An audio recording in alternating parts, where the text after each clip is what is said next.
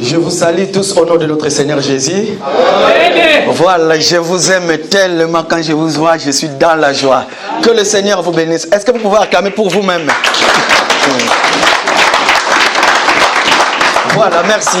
Merci. Excusez-moi, je viens de loin tellement j'ai pris froid et puis je tremble un peu. Mais je sais que le Saint-Esprit commence déjà à faire son œuvre et là je commence à chauffer. Donc je veux inviter mon frère de me faire la lecture s'il vous plaît. Nous allons lire quelques portions des Écritures et puis je vais entrer dans l'explication. Alors, premier verset, nous allons lire, nous sommes dans le livre de Matthieu chapitre 25 à partir du 1er jusqu'au 7e verset. Matthieu chapitre 25, du 1er jusqu'au 7e verset, s'il vous plaît. Alors le royaume des cieux sera semblable à 10 vierges qui, ayant leur lampe, allèrent à la rencontre de l'époux. 5 d'entre elles étaient folles et 5 sages. Les folles, en prenant leur lampe, ne prirent point d'huile avec elles, mais les sages prirent. Alors leur lampe, mais les sages prirent avec leur lampe de l'huile dans des vases. Comme l'époux tardait, toutes s'assoupirent et s'endormirent.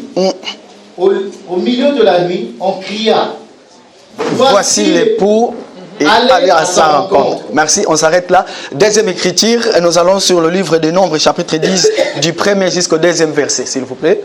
Nombre, chapitre 10, du 1er jusqu'au 2e verset. L'Éternel parla à Moïse et dit, fais-toi 2 trompettes d'argent, tu les feras d'argent battu. Elles te serviront pour la convocation de l'assemblée et pour le départ de camp. Quand on sonnera, toute l'assemblée se réunira auprès de toi et à l'entrée de la tente d'assignation. Si l'on ne sonne que d'une trompette, les princes, les chefs, les milliers d'Israël se réuniront auprès de toi. Quand vous sonnerez avec éclat, ceux qui campent à l'Orient partiront. C'est bon, dernière écriture, Joël chapitre 2, à partir du 25 jusqu'au 28e verset, s'il vous plaît. Joël chapitre 2, voilà. 28. Joël chapitre 2, 25 jusqu'à 28. 25 jusqu'à 28. Je vous remplacerai les années qu'ont dévoré la sauterelle, le gélec, le asile et le gazan, ma grande armée que j'avais envoyée contre vous. Vous mangerez et vous vous rassasierez, et vous célébrerez le nom de l'Éternel, votre Dieu. Amen. Qui aura fait, voilà, c'est bon. Pour vous des prodiges. Amen, l'église. Amen. Voilà, je voulais expliquer quelque chose que vous connaissez déjà par rapport à ce qui se passe aujourd'hui dans le monde. Vous allez comprendre, le Seigneur, dans sa pensée à lui, le Seigneur va nous appeler. Il va dire, c'est sur les rocs que je bâtirai mon église et que les portes de séjour de mort ne peuvent rien contre mon église. Maintenant, regardez quelque chose qui va arriver. Alors, je suis dans le livre de Matthieu chapitre 25. La Bible dit qu'il y a eu 10 vierges. La Bible les appelle tous, ce sont des vierges. Mais parmi ces 10 vierges, il y a 5 folles et les 5 sages. Mais pendant qu'ils faisaient le chemin tous ensemble, personne ne savait encore si moi je suis folle ou moi je suis sage. Mais tous étaient des vierges.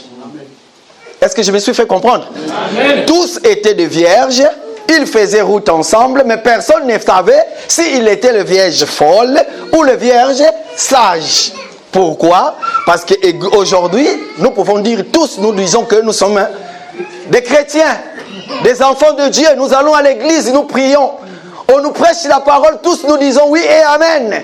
Peu importe quel genre de personne qui nous prêche, nous disons oui et amen par rapport à ce que l'oreille a entendu. Bien-aimé dans le Seigneur, avant de commencer, je vais dire une chose. Il ne faut jamais donner ton oreille à n'importe qui. Pourquoi? Vous allez comprendre une chose. Parce que ces jours-là, comme je l'avais dit autrefois ici, ces jours-là, si seulement Ève, après avoir écouté le serpent, si Ève avait dit que non, moi je n'ai pas reçu l'enseignement, c'était Adam qui a reçu l'enseignement. Pourquoi? Parce que le serpent était venu avec le question piège. Écoutez ce que le serpent dit. Aujourd'hui aussi ça se passe. Le serpent, lorsqu'il va aller voir Ève, il va dire, est-ce que Dieu a-t-il réellement dit? Pourquoi? Parce que Ève n'a pas reçu l'enseignement auprès de Dieu. Ève n'a pas parlé à Dieu. Tout ce que Ève devait faire, non, Dieu ne m'a rien dit, mais allons-y voir Adam. Et en ce moment-là, lorsque le serpent voulait dire, est-ce que Dieu a-t-il réellement dit? Adam pouvait tout justement donner la confirmation. Oui, Dieu a dit parce que moi j'ai parlé à Dieu. Est-ce que quelqu'un peut dire, Ève, tais-toi? Et puis nous allons comprendre qui est Ève. Parce qu'il y a une chose, la Bible dit que les 10 vierges vont s'assoupir, ils vont endormir. Et au milieu de la nuit, on cria, voici l'époux. Qui c'est lui qui dit, voici l'époux au milieu de la nuit? L'église, laissez-moi vous dire que nous sommes déjà au milieu de la nuit. Et que le ministre aujourd'hui sont en train de crier, voici l'époux. Mais aller à sa rencontre, ça viendra après. Ça peut intervenir demain. Le Seigneur peut venir prendre l'église. Nous pouvons partir. Mais aujourd'hui, ce sont les ministres qui sont en train de crier, voici l'époux. Avec quel genre de message? Nombre chapitre 10. Écoutez. La Bible dit que l'Éternel parla à Moïse et dit, fais-toi des trompettes.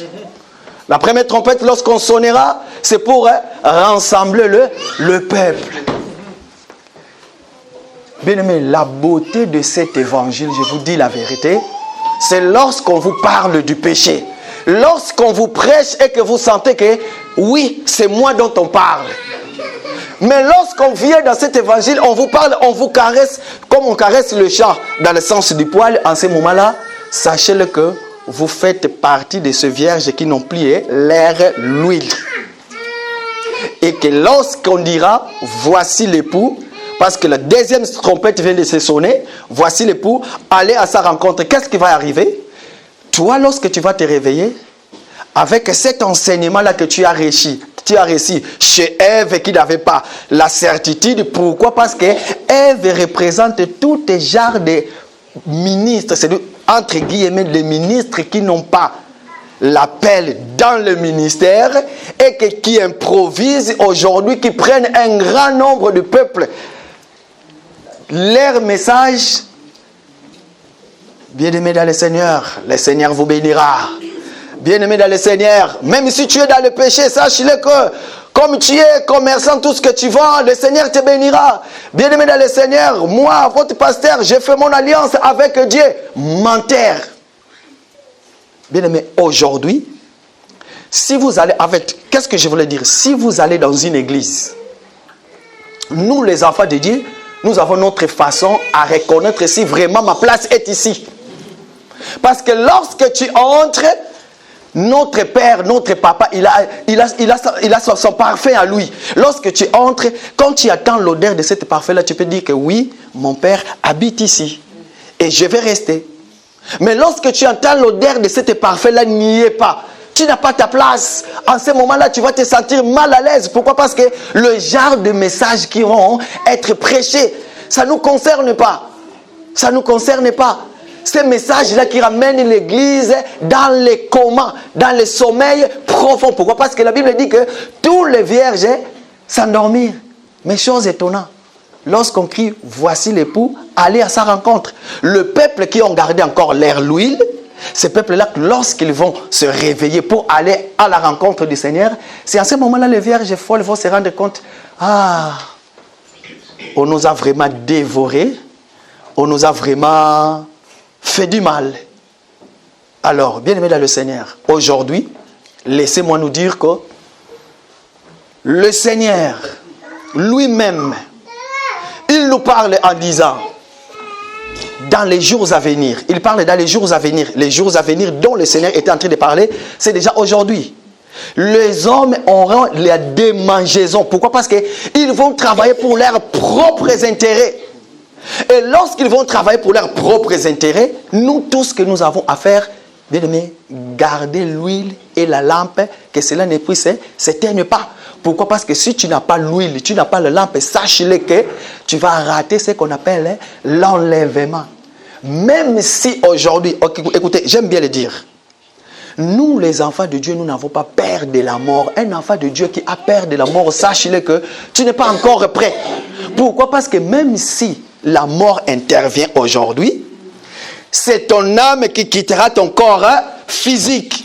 Et en ce moment-là, là où tu seras, tu verras ton corps qui est par terre parce que ton corps va retourner dans la poussière. Et que toi, en ce moment-là, tu te prépares pour aller te reposer dans le sein d'Abraham. Donc voilà pourquoi je vais dire bien aimé dans le Seigneur, pour gagner du temps, aujourd'hui, sachez-le que si tu vas dans une assemblée, essaye d'écouter le son de la trompette. Est-ce que la personne qui est en train de jouer la trompette, quel genre de trompette qu'il est en train de jouer? Est-ce que cette trompette-là, ça nous ramène pour tourner le regard vers lui? Ou ça nous ramène pour retourner le regard vers Dieu? Et lorsqu'on criera, voici l'époux, allez à sa rencontre. Est-ce que je serai capable, lorsque je regarderai la lampe et l'huile que j'en ai, est-ce que là, c'est suffit pour que je puisse être enlevé? C'est ça ma question d'aujourd'hui. Alors pour terminer, nous allons lire un verset dans la Bible, le dernier verset. Écoutez, je suis dans le livre des Romains. Romains chapitre 12, verset 2, s'il vous plaît. Romains 12, verset 2. Ne vous conformez pas au siècle présent. Voilà. Mais soyez transformés par le renouvellement de l'intelligence. Ok. Afin que vous discerniez quelle est la volonté de Dieu, ce qui est bon, agréable et parfait. Est-ce qu'on peut acclamer pour la gloire de Dieu?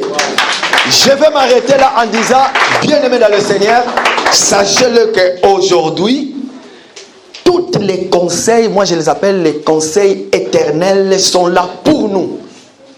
Et un enfant de Dieu qui est déjà averti, sa place à lui est là où il sent que vraiment, je suis là, on ne me caresse pas dans le sens du poil, mais là on me caresse dans le sens contraire du poil pour exciter ma colère, afin que je puisse garder ma lampe non éteinte, mais je puisse garder ma lampe allumée et l'huile que le Seigneur m'a donnée. Que le Seigneur vous bénisse, et puis je remets la parole à Dr. Roger.